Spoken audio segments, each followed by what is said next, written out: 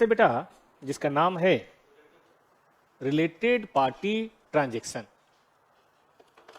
A17 की तरह ये भी एक डिस्क्लोजर का एस है।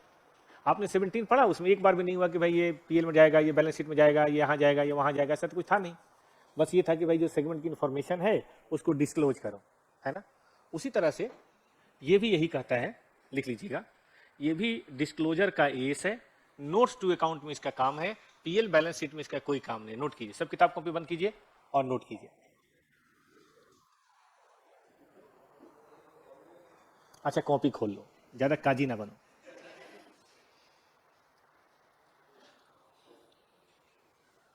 सबसे पहली बात कि भाई रिलेटेड पार्टी ट्रांजैक्शंस के लिए ये जानना जरूरी है कि रिलेटेड पार्टी क्या है। संबंधित पार्टी, आपके कुछ संबंधी हैं जो आपकी सक्सेस से खूब जलते भी हैं, फाउंडेशन पास होने पे मुंह बन गया उनका, है कोई ऐसे रिलेटिव? पड़ोसी हैं ऐसे? हैं, आपके पास होने पे उनका मुंह बन गया। अच्छा, आपको देख के ही बन जाता उनका मुंह। चलिए इधर आइए। तो रिलेटेड पार्टीज का यहाँ पे डिफिनेशन जो है वो कहता है at any time during the year, मतलब ये है ना साल 1/4/23 से लेकर 31/3/24, इसमें किसी भी एक दिन, any time during the year, 1 महीने के लिए, 2 महीने के लिए, 4 महीने के लिए, संबंधी तो संबंधी ही है। वैसे रिलेटेड पार्टीज किसी भी समय में अगर कंट्रोल हो या सिग्निफिकेंट इन्फ्लुएंस हो तो दोनों एक दूसरे के क्या माने जाएंगे? रिलेटिव, मतलब दोनों रिलेटेड पार्टी माने जाएंगे। ठीक है, at any time during the year अगर कंट्रोल हो या सिग्निफिकेंट इन्फ्लुएंस हो तो हम उन्हें रिलेटेड मानेंगे। अब देखिए कंट्रोल का क्या मतलब है। कंट्रोल का मतलब है more than 50% of the voting power, directly हो या इनडायरेक्टली हो। डायरेक्टली हो तो भी मानेंगे, इनडायरेक्टली हो तो भी मानेंगे। सुना बच्चों ने? एक इलस्ट्रेशन, मान लीजिए ए ने बी के 60% शेयर खरीद रखे हैं। शेयर कौन से? इक्विटी, जिसमें वोटिंग पावर है, प्रेफरेंस नहीं, इक्विटी। तो बोलिए क्या माना जाएगा?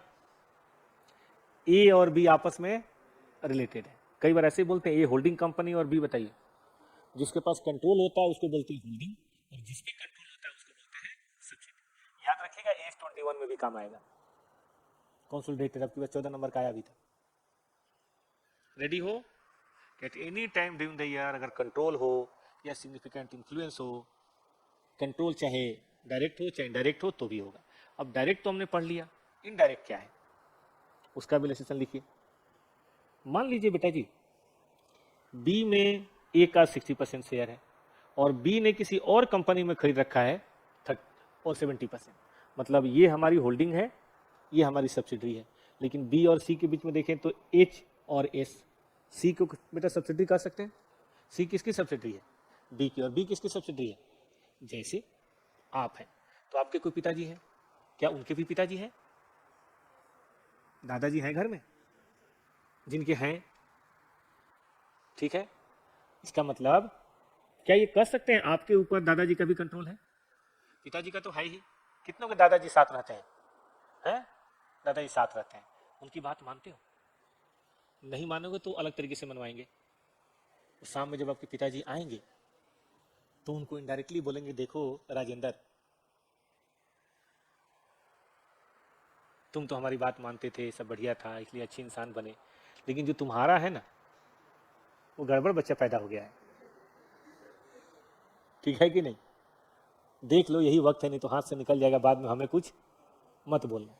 बस इतना पापा को इशारा काफी होता है, वो आके बढ़िया से आप पे एकदम बैटिंग करके जाते हैं। ठीक है कि नहीं? इसका मतलब दादाजी का आप पे डायरेक्ट कंट्रोल तो नहीं है, लेकिन भाया बढ़िया पिताजी तो है।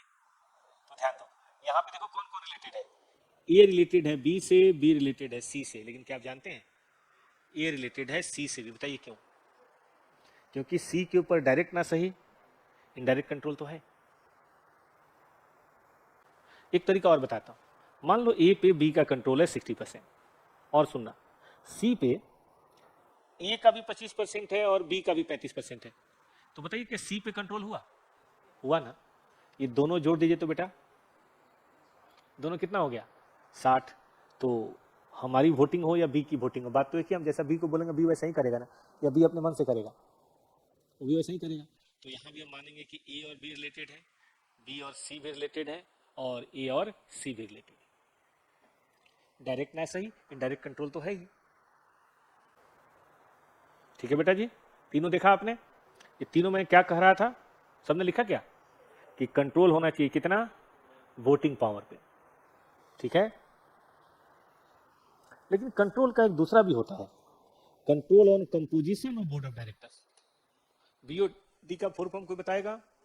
Board of directors. ये भी समझ लीजिए, आपको पता होगा कि कंपनियां खुद कुछ नहीं करती, कंपनी तो निर्जीव है, आर्टिफिशियल पर्सन है, कंपनी को करवाया जाता है किसके द्वारा? बोर्ड ऑफ डायरेक्टर्स के द्वारा। तो बोर्ड ऑफ डायरेक्टर्स आपने सुन रखा होगा, अपॉइंट करते हैं share holder. Do you know? Share holder appoint करते हैं, आपके लॉ में है। चलिए, अब जो शेयर होल्डर हैं उनकी मीटिंग होती है। प्लीज सुनो बेटा, मीटिंग में रेजोल्यूशन पास होता है कि भाई फलाने आदमी डायरेक्टर बनेंगे, वोट कीजिए, और जिसको मेजोरिटी मिलता है वो चुन लिया जाता है। तो कई बार ऐसा देखा गया है कि किसी के पास अगर शेयर थोड़ा कम भी होना, फिर भी वो ज्यादा डायरेक्टर चुन लेता है। जानते हो क्यों? क्योंकि बाकी जो लोग हैं ना, जैसे मान लीजिए आपके पास 40% है और 60% वाले ना बटे हुए लोग हैं, वो आते ही नहीं है जीएम में। 40 वाला तो पहुंच गया धड़ाम से, जिसके 1-2%, 1-2%, मेरे पास रिलायंस के शेयर हैं, यस बैंक के शेयर है, मैं तो कभी नहीं जाता उनकी बोर्ड में, मेरे जैसे लाखों लोग हैं। तो हम लोग ना चुप रहने वाले लोग हैं, हमें डिविडेंड से मतलब है कंपनी कैसे भी चले। तो 40% वाले ही हो सकता है 10 में से 6 डायरेक्टर अपॉइंट कर दें, 10 में से 7 कर दें, क्योंकि बाकी लोग इंटरेस्टेड नहीं है। सुना आपने ठीक से? तो बताइए, 50% से कम होल्डिंग के बावजूद भी ऐसा हो सकता है कि आपका कंट्रोल हो? क्योंकि अगर बोर्ड 10 का है तो जिसका भी 6 या 7 डायरेक्टर होगा, हो गया उसका कंट्रोल। और 6 या 7 डायरेक्टर होने के लिए शेयर भी 60% हो, ऐसा जरूरी नहीं है, क्योंकि बाकी जो 30-40% वाले लोग हैं, 60% वाले लोग हैं, डोरमेंट, डोरमेंट समझते हो, तो वो ज़्यादा इंटरेस्टेड नहीं होते। जैसे कई बार ऐसा होता है कि भाई घर के कामों में आपके पिताजी की बहुत रुचि नहीं होती होगी, जो खाने को मिला मिल गया, बात खत्म। बहुत हुआ तो थोड़ा शर्त अपनी लगा दिया, थोड़ा सलाद भी दे दिया करो, हम भी इंसान हैं। बाकी दाल क्या बनाए, सब्जी क्या बनाए, चावल क्या बनाए, डोंट केयर, मैं भी ध्यान नहीं देता। जो सामने आता है सब कुछ डट के खाता हूँ, खाने में कोई कमी नहीं है। और फिर भी अगर मन में मचलाहट हो रही है तो ड्राइवर साहब को फ़ोन करता हूँ, जल्दी से लेके आ यार। ये तो है ही, आजकल तो इससे बढ़िया हो गया स्विगी जोमेटो। कौन फालतू में घर में क्लेश करे, उससे अच्छा है कि भाई स्विगी जोमेटो कर दो, चुपचाप आ जाएगा, फिर इसको खाना वो खुद ही कॉल करवाएगा, हम लोग नहीं तो अकेले चल लो। चलिए जो भी है, तो कहने का मतलब है कि कई लोग नहीं इंटरेस्टेड नहीं होते। तो इससे क्या है कि 30-35, टाटा को देख लो, टाटा की हर कंपनी में उनका शेयर 30-35% ही है, फिर भी पूरा कंट्रोल है। बताइए कैसे? डायरेक्टर के थ्रू, सारे डायरेक्टर वही अपॉइंट कर लेते हैं, क्योंकि बाकी जो 60% पता है कौन है? LIC है, म्यूचुअल फंड वाले हैं, बैंक है, उनको कंपनी चलाने में कोई इंटरेस्ट नहीं। उनको पता है टाटा वाले हैं तो अच्छा ही चलाएंगे, उनको अपने शेयर का दाम बढ़ने से मतलब है, प्रॉफिट से मतलब है। एक बच्चा पूछ रहा है सर टेस्ट है या नहीं? क्यों पूछ रहे हो? टेस्ट तो है। यस, टेस्ट तो है, कंपटीशन कम कर लेता है नहीं Umesh. Control on composition of board of directors. ठीक है बेटा, तो फिर सुनो, कंट्रोल दो तरह से हो सकता है, कौन कौन सा? वोटिंग राइट में कंट्रोल हो, डायरेक्ट या इनडायरेक्ट, मोर देन 50%। 51% होना जरूरी नहीं है, क्या होना जरूरी है? मोर देन 50% बस। और या बताओ, कंट्रोल ऑन कंपोजिशन। तो कंट्रोल क्लियर हो गया। अब सिग्निफिकेंट इन्फ्लुएंस। सिग्निफिकेंट इन्फ्लुएंस का मतलब जानते हो क्या होता है? कि कंट्रोल तो नहीं है लेकिन हम इन्फ्लुएंस कर सकते हैं। जैसे आपका टीचर, देखिए कंट्रोल तो अब हो सकता है कि आप डायलॉग मार दें, डरता तो मैं अपने बाप से भी नहीं हूँ, तो आपसे क्या डरूंगा। लेकिन देखो मेरे से डरने की जरूरत नहीं है, बट फिर भी मैं आपकी लाइफ को इफेक्ट कर सकता हूँ। बताओ कैसे? सलाह देके कि देखो बेटा ऐसे नहीं, ऐसे करना चाहिए, ऐसे नहीं वैसे करना चाहिए। एक बार तो घर में बड़ा हंगामा हो गया। एक घर में क्लास में मैंने बोला होगा, ऐसी क्लास में कोई बात चल रही थी, तो मैंने ओमेगा 13 के बारे में थोड़ा बता दिया कि भाई खास तरह का तेल होता है जो मछलियों में होता है, दिमाग के लिए बहुत जरूरी होता है, और इसलिए बंगाली का दिमाग तेज होता है, जापानीज का दिमाग तेज होता है, तो मछली मतलब खाना ठीक होता है। अब अगले दिन मुझे फोन आया एक जैन साहब का कि क्लास में क्या क्या पढ़ा रहे हैं सर आप, हमारी बेटी जो ये है ये तो घर में खाना ही नहीं खा रही, बोल रहे मछली खाऊंगी। हमारे 10 खानदान में आज तक कभी मछली नहीं आया। ये बोले या तो सीए पढ़वाओ तो मछली खिलाओ, नहीं पढ़ाओ तो कोई बात नहीं, हम घास फूस खाते रहेंगे, क्योंकि हमारा दिमाग नहीं चल रहा सीए में। इसलिए नहीं चल रहा कि ओमेगा 13 की भारी कमी है, और ओमेगा 13 ये साइंस कहता है कि मछली में होता है। खैर वो बहुत प्यार करते थे अपने बच्चे से। वो लाते थे 2 मछली, उनकी मम्मी मुंह पे दुपट्टा बांध के ऐसे बनाती थी, और ये लड़की आराम से खा के और आके मुझे बोलती सर बहुत समझ में आ रहा है। एक बार में सीए बन गई। खैर जब सीए बन गई, हाँ सुनो, जब सीए बन गई तो जिस दिन रिजल्ट आया फाइनल का, तब मैं फाइनल भी पढ़ाता था, तो सुबह 5 बजे ही उसके पिताजी का फोन आया, लगे रोने वो। मुझे लगा फेल हो गई होगी। मैंने कहा सर कोई नहीं, अगले अटेम्प्ट में करवा देंगे, ऐसी क्या बात है। बोला नहीं नहीं सर ये खुशी के आंसू हैं। तो मैंने कहा बड़ी अच्छी बात है। फिर उन्होंने घर बुलाया, क्या ये घर पे डिनर रखते हैं, पूरी फैमिली के साथ बुलाया, गए हम लोग। तो मैंने देखा कि ज़्यादा इमोशनल हो रहा है यार, ये सीए तो बहुत लोग बनते हैं। बोला सर आप नहीं समझोगे, मैं सीए करना चाहता था, लेकिन घर की परिस्थितियाँ ऐसी थी कि मुझे दुकान पे बैठना पड़ा बीकॉम के साथ साथ, और फिर मैं दुकान कहीं होकर रह गया, मैं सीए कर नहीं पाया। तो बेसिकली मैंने अपनी बेटी के थ्रू खुद सीए किया है।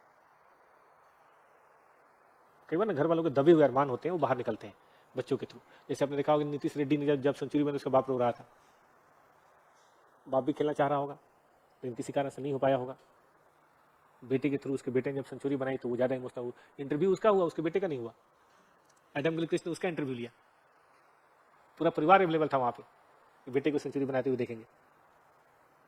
तो ऐसा कई बार होता है। चलिए, तो मैं कह रहा था मैं आप पे कंट्रोल तो नहीं करता, लेकिन इन्फ्लुएंस तो कर सकता हूँ। इसी को बोलते हैं बेटा सिग्निफिकेंट इन्फ्लुएंस।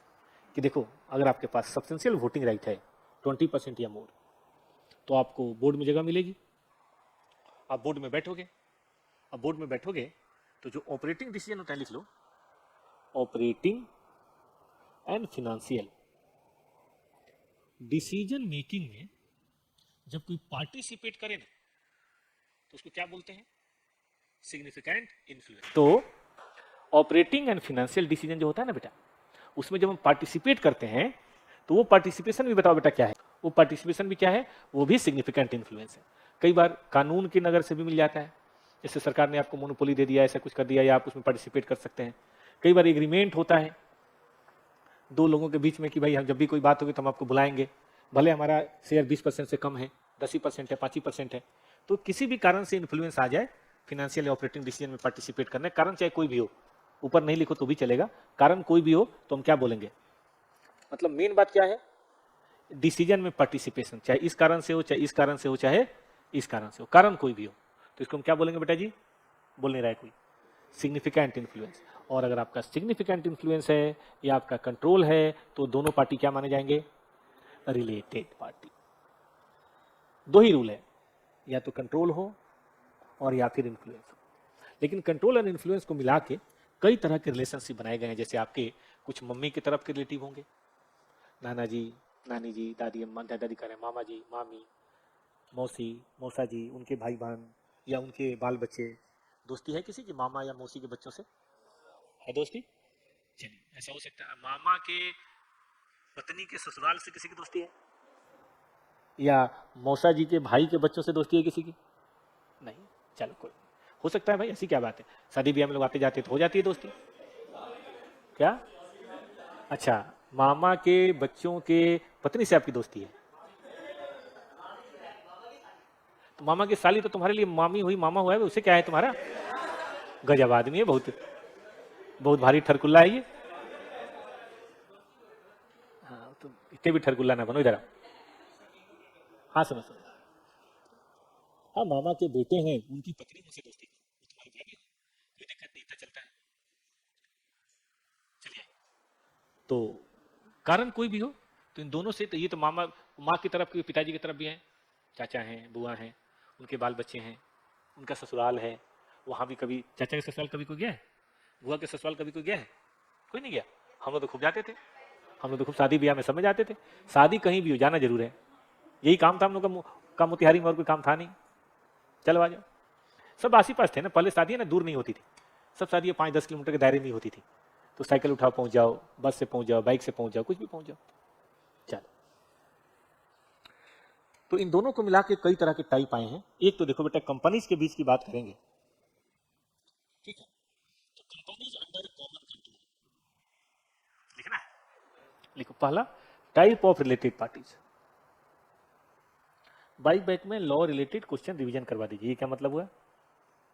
कंडीशन वाले खूब कराया था। एक था नंबर ऑफ शेयर टेस्ट, एक था रिसोर्स टेस्ट, एक था डेप्थ इक्विटी टेस्ट।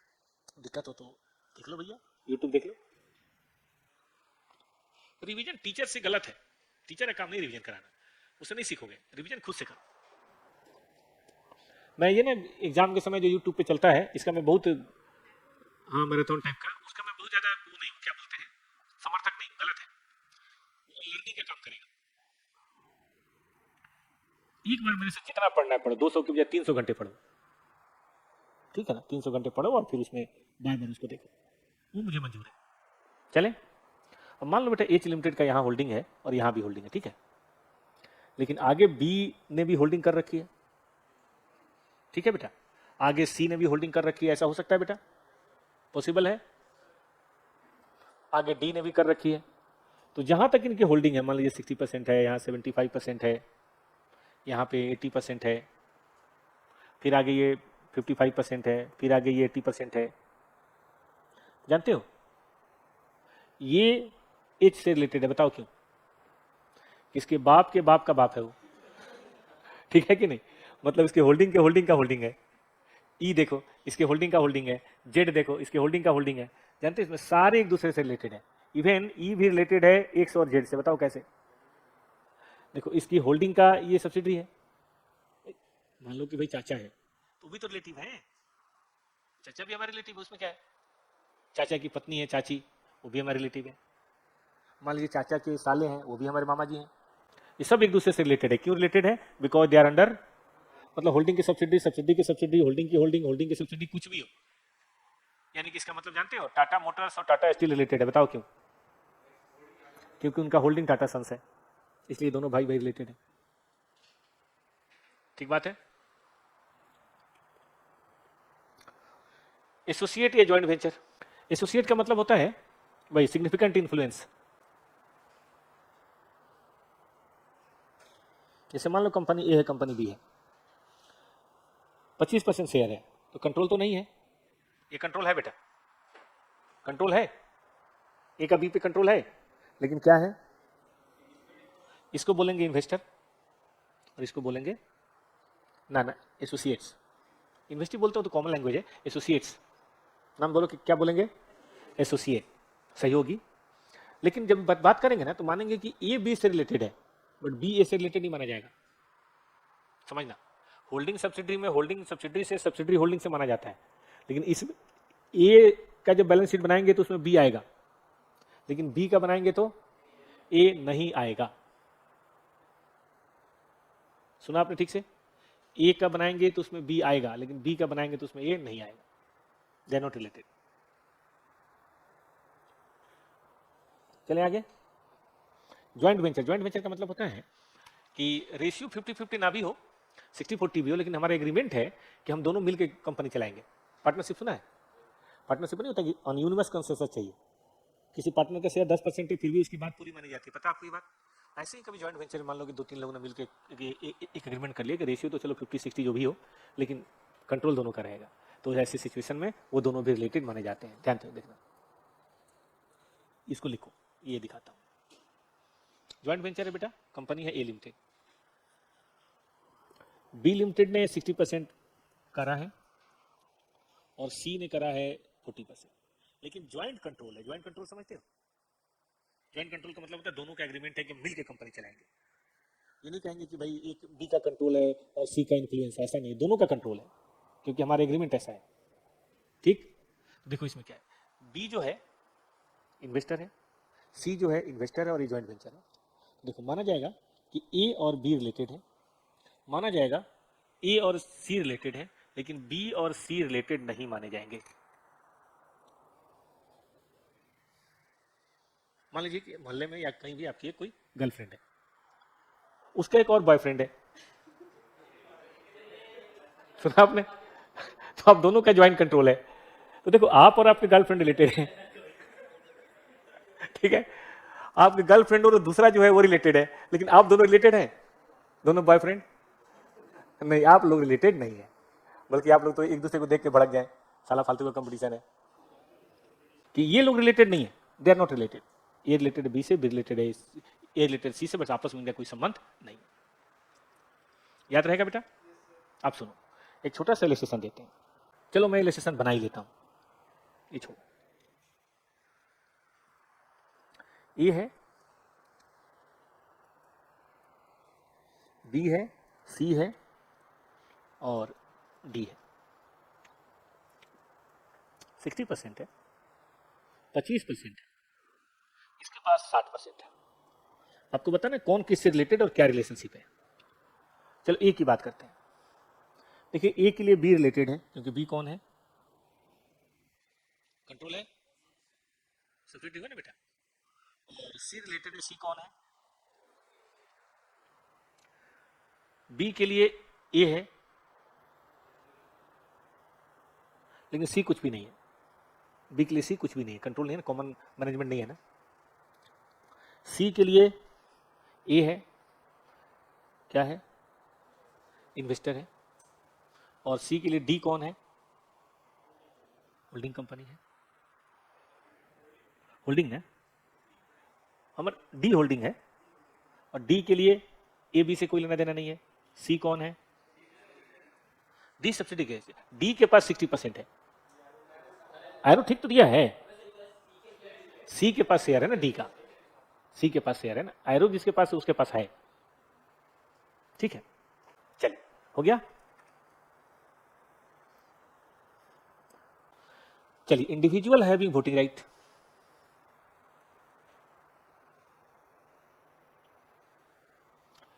कोई हो सकता है व्यक्ति विशेष हो जो डायरेक्टली या इनडायरेक्टली कंट्रोल करता हुआ सिग्निफिकेंट इन्फ्लुएंस, जैसे मान लीजिए ए है, एक्स लिमिटेड है, ए के पास 60% शेयर है।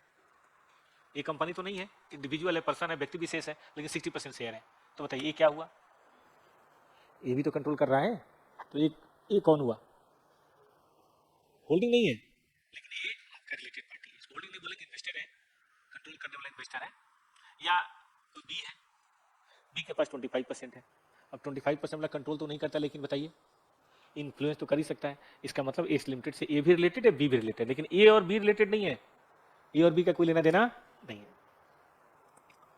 की मैनेजरियल पर्सन, की मैनेजरियल पर्सन का मतलब होता है केएमपी, वो नहीं जिसके पास की हो, चाबी हो, चौकीदार नहीं, जो डिसीजन लेता हो। ठीक है, having authority and responsibility of planning, directing, controlling the activities of the company. उसको क्या नाम देंगे बेटा जी? की मैनेजरियल पर्सन। और उसके जितने भी रिलेटिव हैं उसको लेंगे, की मैनेजरियल पर्सन और उसके रिलेटिव। हो गया बेटा? हाँ, directing controlling activities of company. आप कहेंगे कौन? अरे एमडी हो गया, सीईओ सुना आपने, डायरेक्टर हो गए, ये सब है। एमडी मतलब, सीईओ मतलब, सीओ, सीएफओ, ये लोग की मैनेजरियल पर्सन है। ठीक है, डायरेक्टर हर डायरेक्टर है। Operating officer. अब सवाल उठता है रिलेटिव का मतलब। देखो, रिलेटिव का मतलब है हस्बैंड है तो वाइफ, वाइफ है तो husband, son, daughter, brother, sister, father, mother, बस। मामा जी नहीं है, चाचा जी नहीं है, नहीं है, नहीं है, जीजा भी नहीं है, पत्नी भी, क्या बोलते हैं वो, भाभी भी नहीं है, केवल ब्रदर सिस्टर। सन है, सन इन लॉ नहीं है, डॉटर है, सन इन लॉ नहीं है, डॉटर इन लॉ नहीं है, सिर्फ डायरेक्टली वाले जो हैं वो है। लेकिन ये सब भी नहीं है, सिर्फ वही जो इन्फ्लुएंस करते हो या इन्फ्लुएंस होते हो in dealing with his company. जैसे मान लीजिए आपका एक भाई है जिसको आपकी कंपनी से कोई लेना देना नहीं है, तो फिर वो आपका इस काम के लिए रिलेटिव नहीं माना जाएगा। कारण बताइए? उसकी अपनी दुनिया में जॉब करता है या कुछ भी करता है, उसको कंपनी से आपका कोई लेना देना नहीं है। लेकिन आपका एक भाई है जो आपकी कंपनी से डील करता है और आप उसे डील करवा देते हो, सस्ता करवा देते हो, महंगा करवा देते हो, तब माना जाएगा। ये आपका भाई आपके थ्रू कंपनी से सस्ती डील ले लेता है, तो माना जाएगा। spouse, son, daughter, brother, sister, father, mother, which are expected to be influenced or to be influenced in his or her dealing with the company. अब उसके बाद था वो इंडिविजुअल जो क्लॉज 2 और 3 के अंदर है या 4 के अंदर है, having significant influence on any company. ये जो बहुत इंपॉर्टेंट है, ऑन एनी कंपनी। कहने का मतलब है कि ये है एक्स लिमिटेड, की मैनेजरियल पर्सन है ए, ठीक है, और ए की एक कंपनी है जिसका क्या नाम है, बी। अब बी और ए तो रिलेटेड है क्योंकि कंट्रोल है या सिग्निफिकेंट इन्फ्लुएंस है, माना गया एक्स और बी भी रिलेटेड है, क्योंकि एक्स और बी डायरेक्टली तो रिलेटेड नहीं है, लेकिन चूंकि एक्स में की मैनेजर पर्सन ए है और ए ने कंट्रोल कर रखा है बी को, तो माना जाएगा बी और एक्स भी रिलेटेड है, क्योंकि ए इस पोजीशन में है कि आप दोनों की डीलिंग को इन्फ्लुएंस कर सकता है। तो ये बहुत इंपॉर्टेंट है। क्लॉज 3 या क्लॉज 4 के अंदर जो लोग हैं उनका किसी कंपनी के ऊपर या तो कंट्रोल हो या सिग्निफिकेंट इन्फ्लुएंस है, कंट्रोल भी चलेगा, तो वो कंपनी भी रिलेटेड पार्टी मानी जाएगी। बी और ए तो रिलेटेड है ही, लेकिन बी और ए के साथ साथ एक्स भी रिलेटेड है। एक्स के लिए ए और बी लिमिटेड, बी के लिए ए और एक्स लिमिटेड। 5 पॉइंट में क्या लिखा है पढ़िए। इंडिविजुअल अंडर क्लॉज 3, क्लॉज 3 का मतलब वो जिसका कंट्रोल हो, याद है क्लॉज 3 यही है ना। और इंडिविजुअल अंडर क्लॉज 4, क्लॉज 4 कौन सा है, की मैनेजर पर्सन या उसके रिलेटिव हैविंग सिग्निफिकेंट इन्फ्लुएंस और कंट्रोल ऑन एनी कंपनी। ठीक है, फिर से देखिए, एक्स लिमिटेड में की मैनेजर पर्सन है ए और ए ने कंपनी और कंट्रोल कर रखी है, चाहे इन्फ्लुएंस रखते हैं, तो फिर ऐसे सिचुएशन में माना जाएगा कि एक्स और बी भी रिलेटेड हैं। एक्स के लिए ए तो रिलेटेड है ही, बी भी है, और बी के लिए ए भी रिलेटेड है और एक्स भी है। ठीक है, लेकिन कुछ लोग रिलेटेड नहीं माने जाएंगे। आगे पढ़े, following not deemed to be related. Related मतलब ये वैसे तो आपको लगेंगे कि रिलेटेड है, लेकिन वो रिलेटेड नहीं माने जाएंगे अगर company having common director unless they influence the material transactions.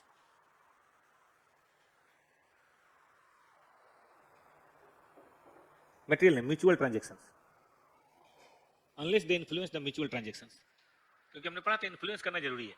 जैसे मान लीजिए कंपनी ए लिमिटेड है, कंपनी बी लिमिटेड है, दोनों में डायरेक्टर है मिस्टर एक्स, लेकिन मिस्टर एक्स को कोई लेना देना नहीं है कि आपस में कैसे डील करते हैं।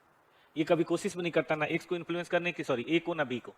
तो ऐसे में ए और बी आपस में रिलेटेड नहीं माने जाएंगे। इसका मतलब हुआ कॉमन डायरेक्टर होना अपने आप में रिलेटेड पार्टी होने का इंडिकेशन नहीं है। कॉमन डायरेक्टर प्लस इन्फ्लुएंस, दोनों चीजें होनी चाहिए। अगर इन्फ्लुएंस नहीं तो फिर कॉमन डायरेक्टर होने से कोई भी बात नहीं होगी।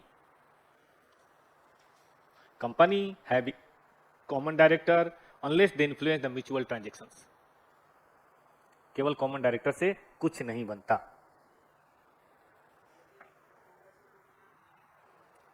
डिपेंड, अगर टॉपर्स में भी डायरेक्टर हैं, मान लीजिए पुट्टू भाई, और टॉप मार्ट में भी डायरेक्टर हैं पुट्टू भाई, और टॉपर्स कहां से टी शर्ट खरीदेगा डिसाइड करते समय पुट्टू भाई बोलते हैं टॉप मार्ट से ही खरीदो। ठीक बात है, ये इन्फ्लुएंस करते हैं। इसका मतलब टॉपर क्लासेज और टॉप मार्ट प्राइवेट लिमिटेड बताइए क्या है, रिलेटेड है। लेकिन पुट्टू भाई को कोई लेना देना नहीं है कि भाई क्या फर्क पड़ता है, कहीं से खरीदो, हमें क्या भाई, तुम अपना जो करना है करो, वो अपना जो करना है करें। तो फिर ऐसे में दोनों रिलेटेड नहीं माने जाएंगे। रिलेशन के लिए जरूरी है कि इन्फ्लुएंस हो।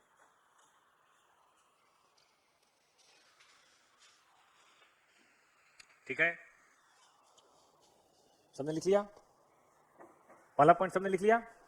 दूसरा, single customer supplier distributor having significant volume of transaction related नहीं माने जाएंगे merely due to economic dependency unless they influence the decision making. जैसे मान लीजिए मारुति का एक डिस्ट्रीब्यूटर है, तो बेचारा डिस्ट्रीब्यूटर केवल मारुति का कार बेचता है। मारुति चाहे तो उसकी दुकान बंद करा दे, बोले भाई हम तुम्हें कार नहीं दे रहे अब, लेकिन फिर भी वो डिस्ट्रीब्यूटर मारुति से रिलेटेड नहीं माना जाएगा। बताइए क्यों? क्योंकि मारुति क्या बनाएगा नहीं बनाएगा इसमें उस डीलर का क्या रोल है। ठीक बात है कि नहीं? नहीं माना जाएगा। या मान लीजिए कि आप माल बेचते हैं रिलायंस रिटेल को, और आप केवल रिलायंस रिटेल को माल बेचते हैं, अपना 100% प्रोडक्शन रिलायंस रिटेल के लिए करते हैं। आप जो भी बनाते हैं, दाल पैकिंग करते हैं, चावल पैकिंग करते हैं, या टी शर्ट बनाते हैं, जो भी करते हैं, अब रिलायंस रिटेल चाहे तो आपका पूरा काम बंद करा दे, लेकिन फिर भी नहीं माने जाएंगे। क्या रिलेटेड है? कब माने जाएंगे? रिलायंस रिटेल ये तय करता है कौन सा डिजाइन बनाएंगे, रिलायंस रिटेल ये तय करता है किसकी कॉस्टिंग क्या होगी, तब माना जाएगा रिलेटेड है। लेकिन रिलायंस रिटेल को इससे कोई लेना देना नहीं। अब क्या बनाते हैं, आप बना के ले जाते हैं, उसको पसंद आता है एक्सेप्ट करता है, नहीं पसंद आता है मना कर देता है, तो फिर एक दूसरे से इन्फ्लुएंस नहीं है। इसी तरह से कोई सप्लायर हो, कोई डिस्ट्रीब्यूटर हो, कोई एजेंसी हो, केवल कमर्शियल डिपेंडेंसी है इसका मतलब नहीं कि वो आपके ऑपरेशन में भी पार्टिसिपेट कर रहा है। कमर्शियल डिपेंडेंसी होना और बात है, और इन्फ्लुएंस इन फाइनेंशियल और ऑपरेटिंग डिसीजन होना और बात है। तो इससे यहाँ फायदा क्या हुआ, फालतू के जो रिलेटेड पार्टी के लाइन में आ रहे थे वो सब हट गए, बहुत बड़ा सेक्शन हट गया। मारुति के हजारों डिस्ट्रीब्यूटर हैं, सब रिलेटेड माने जाएंगे, क्या कोई रिलेटेड माने जाएंगे भाई? हम माल बनाते हैं, वो बेचते हैं, हमारा बस इकोनॉमिक है, बात खत्म। Parties in normal course of action, जैसे कि बैंक, जैसे कि ट्रेड यूनियन, जैसे कि electricity water supply gas supply, जैसे कि गवर्नमेंट डिपार्टमेंट, ये तो किसी भी कंपनी का काम खराब कर सकते हैं, लेकिन ये रिलेटेड पार्टी नहीं माने जाएंगे। बैंक हो सकता है आपको लोन देना बंद कर दे, उसी ने लोन दिया तो कभी नहीं चल रहा है। हो सकता है बैंक का बोर्ड ऑफ डायरेक्टर्स में एक आदमी भी आके बैठता हो, क्या कोई गड़बड़ तो नहीं हो रही, लेकिन वो इन्फ्लुएंस नहीं करता, वो पार्टिसिपेट नहीं करता, वो केवल एब्जॉर्ब करता है कि कोई गड़बड़ डिसीजन ना हो जाए, तो कोई दिक्कत नहीं। ठीक बात है ना? तो कोई प्रॉब्लम नहीं। Parties in normal course of action. पानी वाला सप्लाई रोक दे, बढ़िया बढ़िया कंपनी गलत खराब, बिजली वाला एक दिन बिजली काट दे, हो गया आपका काम। लेकिन इसके बावजूद भी वो रिलेटेड पार्टी नहीं माने जाएंगे। और गवर्नमेंट डिपार्टमेंट से इनकम टैक्स वाले, जीएसटी वाले, ये भी किसी के सगे मामा नहीं माने जाएंगे। पीडब्ल्यूडी, एमसीडी नहीं माने जाएंगे।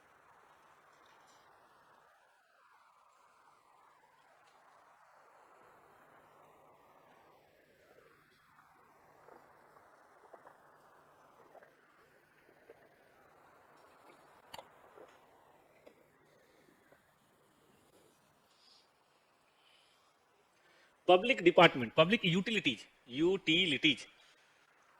पब्लिक यूटिलिटी बोलते ना, गैस को, वाटर सप्लाई को, बिजली के सप्लाई को, सीवर को। तो जब देखते हैं अगर ये ना ठीक से चले तो बड़ा बुरा हाल हो जाता है, इसको बोलते हैं पब्लिक यूटिलिटी।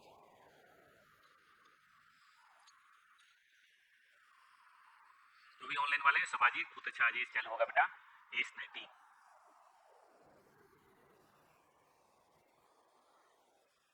आज देखते देखते 3 एस खत्म हो गया, 13 में एक नया चालू भी हो जाएगा।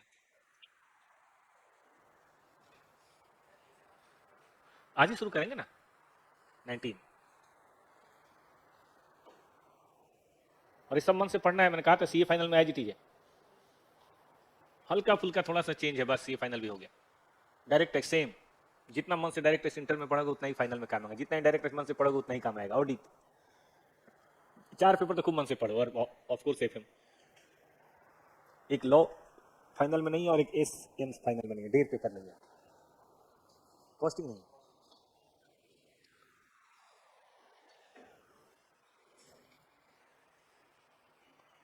आ जाओ आ जाओ। आराधना कहाँ बैठी है? करें मैं ऑफलाइन स्टूडेंट हूँ, आते हो आराधना? किसका नाम है आराधना? आ जाओ बेटा जल्दी आ जाओ। हो गया। और कॉन्फिडेंशियल रिस्पॉन्सिबिलिटी, जैसे आपको सुना होगा बैंक का बैलेंस किसी को बताना नहीं होता, बैंक की डाटा नहीं देने होते। आजकल ट्राई ने कर रखा है कि भाई मोबाइल का डाटा आप नहीं बेच सकते। इस तरह की जो चीजें होती हैं वो भी रिलेटेड पार्टी नहीं मानी जाएंगी। और सबसे लास्ट में स्टेट कॉर्पोरेशन एक दूसरे से रिलेटेड नहीं माने जाएंगे। फॉर एग्जाम्पल आप सब जानते हैं इंडियन रेलवे भी भारत सरकार का है, और एसबीआई में भी भारत सरकार की कंपनी है ये, फिर भी रिलेटेड और एसबीआई नहीं माने जाएंगे। जैसे एयरपोर्ट अथॉरिटी ऑफ इंडिया, वो भी भारत सरकार का है, एसबीआई भी भारत सरकार का है, सब तो अंडर कॉमन कंट्रोल है, लेकिन सरकार के कंट्रोल को नहीं माना जाएगा आज पर एस टीम। अगर ऐसा होगा ना बेटा तो इनका तो फाइनेंशियल स्टेटमेंट इतना बड़ा बन जाएगा, मतलब पूरी दुनिया रिलेटेड हो जाएगी इनसे, क्योंकि भारत सरकार का तो बहुत है, 200 400 500 कंपनियां होंगी, सेल भी है, भेल भी है, सब भारत सरकार का है, लेकिन माना नहीं जाएगा, न सेल न भेल न तेल। चलो बेटा जी, तो 6 लोगों को रिलेटेड नहीं माना जाएगा। कौन कौन से? Company having common director unless influential, single customer supplier distributor, normal course of action के पार्टीज, कॉन्फिडेंशियल रिलेटेड और अदर स्टेट कॉर्पोरेट। 6 में करो 5, ये 5 नहीं माने जाएंगे। याद रहेगा बच्चों को? सबने लिख लिया? और 5 माने जाएंगे, 5 माने जाएंगे, वो भी एक बार देख लो फिर से। नंबर 1 जहां कंट्रोल हो, अंडर कॉमन मैनेजमेंट, याद है। नंबर 2 ज्वाइंट वेंचर हो या एसोसिएट हो। नंबर 3 वो इंडिविजुअल जिसका कंट्रोल या इन्फ्लुएंस हो। नंबर 4 की मैनेजर पर्सन और उसके रिलेटिव। और नंबर 5 3 और 4 के अंदर जो लोग हैं उनके कंट्रोल या इन्फ्लुएंस में कोई कंपनी हो तो वो। और 5 नहीं माने जाएंगे कौन कौन से? कॉमन कंपनी डायरेक्टर, मतलब कॉमन डायरेक्टर, जब तक कोई इन्फ्लुएंस ना करे। नंबर 2 सिंगल कस्टमर हो, डिस्ट्रीब्यूटर हो, सप्लायर हो या कोई भी हो, जब तक कि केवल कमर्शियल डिपेंडेंसी और कुछ ना हो, ऑपरेशनल पार्टिसिपेशन ना हो। Number 3 common course of action में बैंक, इलेक्ट्रिसिटी कंपनी, ऐसे लोग। कॉन्फिडेंशियल इन्फॉर्मेशन जो हम पढ़ते हैं बैंक वगैरह नहीं वो शेयर कर सकती हैं। और सबसे लास्ट में अदर स्टेट एंटरप्राइज भी नहीं होंगे। ठीक है बेटा। देखिए अब इसके बाद एस मेन शुरू होता है, लेकिन वो मैं बताना नहीं चाहता। पहले मैं रिलेटेड पार्टी वाले कुछ क्वेश्चन करा दूं बेटा। खूब क्वेश्चन है अपने स्टडी मटेरियल में, इतने क्वेश्चन है कि मत पूछो। कि पहचान करो रिलेटेड पार्टी कौन है और कौन रिलेटेड पार्टी नहीं है। निकालिए बच्चे सब लोग। पहले पढ़ते हैं हम लोग 4.1, सीधा सीधा है। रेडी है सब लोग? पढ़िए। A holds 51% of B, B holds 50% में ओ, एक्स जेड होल्ड 49। अब इसका बेटा सॉल्यूशन कॉपी पे लिखना है, ऐसे नहीं। रेडी हैं? बोल नहीं रहे बच्चे। तो इसके सॉल्यूशन में बेटा एक डायग्राम में बना दूं पहले, चलेगा? देखिए इनका 51% है, जिसके पास एरो है वो इन्वेस्टर है, ठीक है। इनका 51% है और जेड का 49% है। ये है जी हालात। ठीक है बेटा।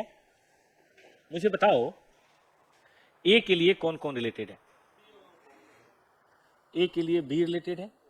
बी कौन है भाई हमारी? लिखिए बी सब्सिडरी है और ओ इनडायरेक्ट सब्सिडरी है, तो है तो सब्सिडरी। तो लिखिए ए के लिए कौन कौन हो गए? ओ और बी। लिखिए तो जरा, नाम भी लिखिएगा सब्सिडरी। दूसरे को हम फेलो सब्सिडरी बोल सकते हैं, भाई बेटा एक होता है, ऐसे कर सकते हैं। अच्छा बी के लिए बताओ कौन कौन सा? ए होल्डिंग है और ओ सब्सिडरी, चलेगा? लिखिए बी के लिए ए होल्डिंग है, प्लीज लिखिए, और ओ सब्सिडरी है। प्लीज प्लीज लिखते जाइए बच्चों, क्योंकि हमें तो फाइनेंशियल स्टेटमेंट सबका बनाना होता है ना, स्टैंड अलोन तो सबका बनता है, तो सब में कौन रिलेटेड पार्टी माना जाएगा ये बात तय करनी जरूरी है। ए के लिए बी सब्सिडरी, ओ सब्सिडरी। बी के लिए ए होल्डिंग और ओ सब्सिडरी। करते हैं, सब करते हैं बेटा। तो इतना लिख लिया। ओ के लिए देखो, ओ के लिए बी भी होल्डिंग है, ए भी होल्डिंग है, वो तो होल्डिंग का भी होल्डिंग है। लेकिन एक नया आ गया, बताइए कौन? जेड भी है, क्योंकि जेड हमारा कौन है? इन्वेस्टर। जेड हमारा इन्वेस्टर है।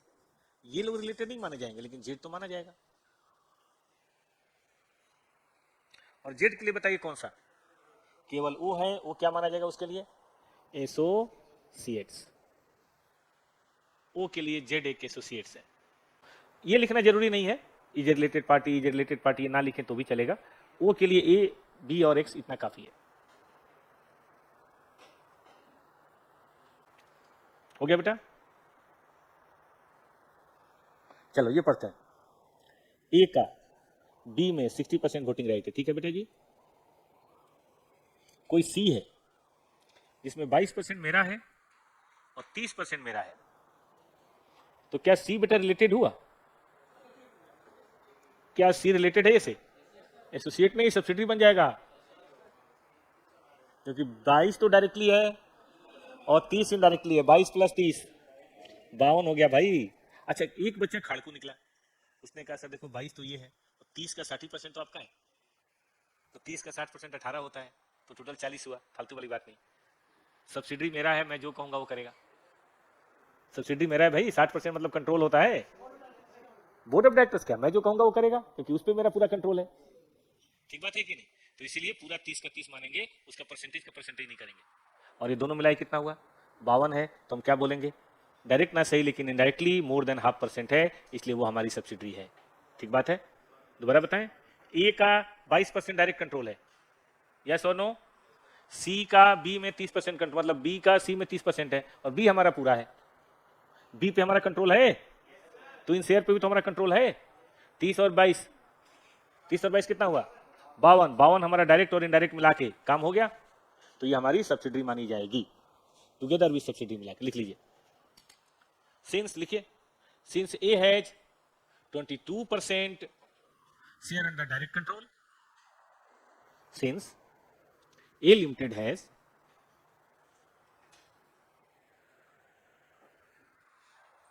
A Limited has 22% direct control and 30%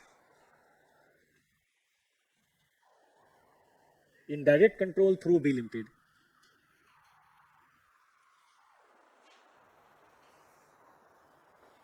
Indirect control through B Limited. Full stop.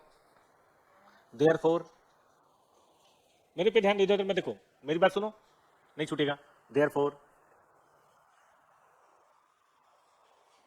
A Limited has more than 50% control on voting rights of C Limited.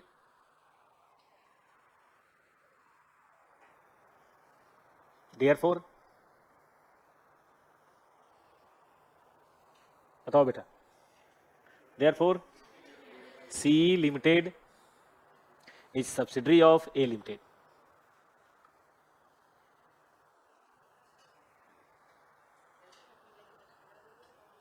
ना ना, A Limited, full stop. Hence, C Limited is a party related to A Limited. Hence, C Limited is a party related to A Limited. इस तरह से अपनी बातों को सही तरीके से लिखना है। कंसिडर ए सिनेरियो, ठीक है। रॉबर्ट ये हैं, चेहरा देख रहे हैं उनका, एकदम ऐसे हैं। 70% इन्होंने रखा हुआ है पी में। याद है क्लॉज नंबर 3, पढ़ के देखो तो clause number 3, individual having control और सब्सटेंशियल इन्फ्लुएंस। तो ये तो रिलेटेड पार्टी है, इसमें कोई दिक्कत? बोलिए भाई साहब, अब पढ़िए। एक मिसेज एंडी हैं, उनकी बस यही खूबी है कि वो स्पाउस है, इनका कोई शेयर वर नहीं है, तो ये इनके रिलेटिव कर सकते हैं, रिलेटिव एडिशन में है। सवाल उठता है क्या रॉबर्ट और पी, नहीं एंडी और पी ये रिलेटेड है? सब्जेक्ट टू कंडीशन, ये रिलेटेड हो भी सकते हैं, नहीं भी हो सकते हैं, क्योंकि हमने पढ़ा था रिलेटेड होने से, रिलेटिव होने से कोई रिलेटेड नहीं हो जाता। वो रिलेटिव जो कंपनी के साथ डील करने में या तो इन्फ्लुएंस्ड हो जाए या इन्फ्लुएंस करने की क्षमता रखता हो, तभी रिलेटेड माना जाए। ये बात मैं आपको यहां से दिखा देता हूं। इंडिविजुअल छोड़ो, ये रिलेटिव, ये है ना relative, who may be expected to influence or to be influenced in his or her dealing with company, तभी वो रिलेटिव माना जाएगा। मतलब पहली शर्त तो रिलेशन का होना, दूसरी शर्त का इन्फ्लुएंस का होना। दोनों शर्तें एक साथ पूरी होनी चाहिए कि अलग अलग? एक साथ पूरी होनी चाहिए, तब ऐसे लॉ पढ़ा जाता है। कोई नहीं बोलेगा बीच में। लॉ की ये बारीकी है बेटा, ये तो कम है। कंपनी लॉ में, इनकम टैक्स में देखेंगे क्लॉज 1, क्लॉज 2, क्लॉज 3, क्लॉज 4 एक साथ होगा तब जाके कोई बात होगी। कई बार 1 या 2 या 3 या 4 में से कोई भी हो जाएगा तो बात होगी। ऐसा होता है ना कंडीशन। तो जब इस तरह से एकदम डूब के, एकदम अपने माइंड के ईगो को छोड़ के, अपने बॉडी को छोड़ के, एकदम केवल थिंकिंग से बेटे जब किताब को जोड़ते हो ना, तब आता है लॉ में 80, 85, 90। तो देखो रिलेटिव भी होना जरूरी है, और रिलेटिव के साथ एक और क्या लाइन था? इन्फ्लुएंस। अब यहां क्वेश्चन में ये बात नहीं क्लियर है कि C is getting to be influenced or C is doing influence, ये नहीं पता। तो हम क्या करेंगे, ऐसे सवाल का जवाब सब्जेक्टिव लिखेंगे कि C will deem to be related if C in her dealing with P limited is getting influenced by mister Robert or may get Mr. Robert to be influenced, otherwise C not related party। सब ठीक से सुना English? लिख पाओगे? लिखो खुद से, पहले चाहो तो ये लिख लो, ये जरूरी है।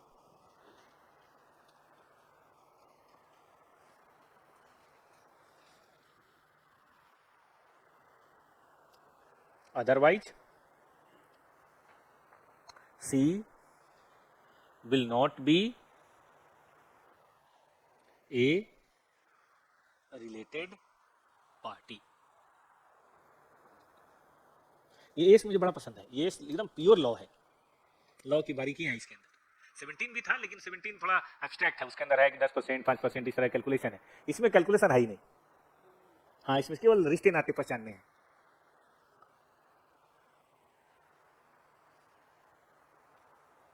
ऐसा कोई एस नहीं है, ऐसा कोई एस नहीं है जो एकदम प्योर, मतलब वो लीगल अप्लायंस इतना बारीक हो। मैं याद करने की कोशिश कर रहा हूँ।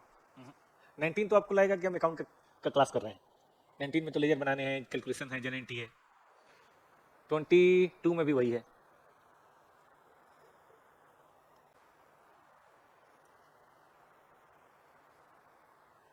नहीं वो बच्चों, चलो नेक्स्ट।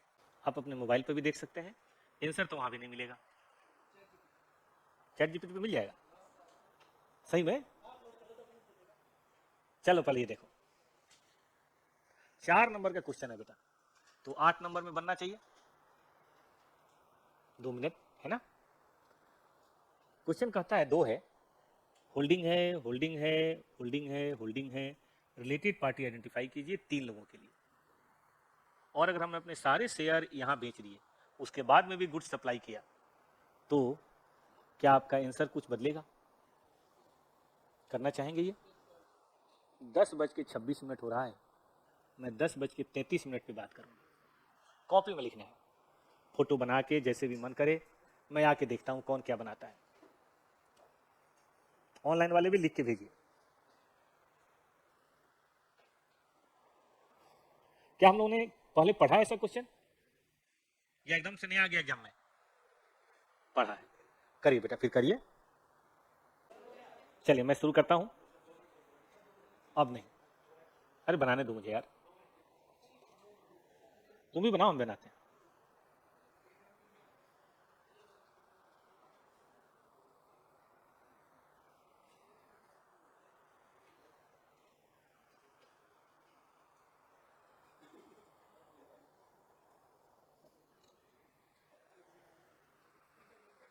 पढ़िए, AX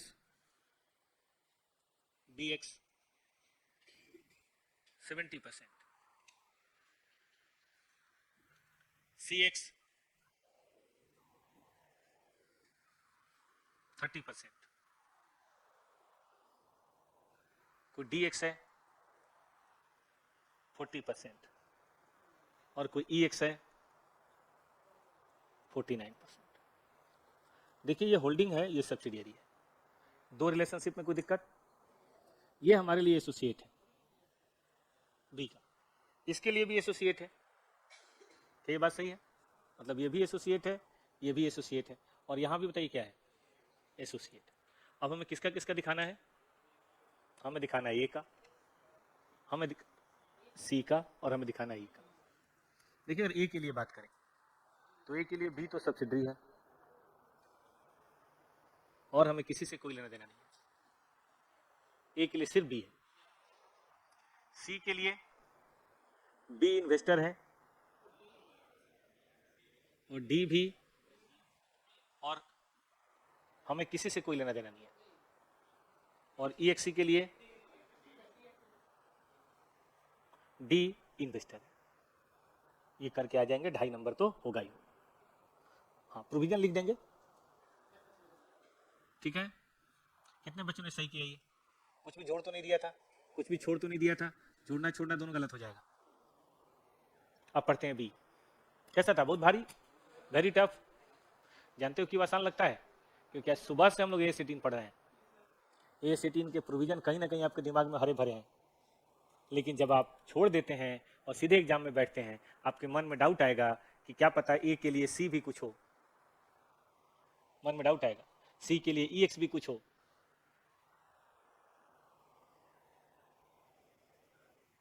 पढ़िए B. DX sold its investment in EX 1 October. 1 अक्टूबर को पूरी तरह से इन्होंने सेल कर दिया। DX कंटिन्यू टू सप्लाई और भी कुछ, क्या इससे फर्क पड़ेगा? देखो रिलेशनशिप तो वही रहेगा, लेकिन उतने समय के ट्रांजेक्शन को हम दिखाएंगे, उसके बाद वाले ट्रांजेक्शन को हम नहीं दिखाएंगे। रिलेशनशिप या related party status on 31/3 will remain same, वो तो रहेगा क्यों, ड्यूरिंग द ईयर होना चाहिए बस। बट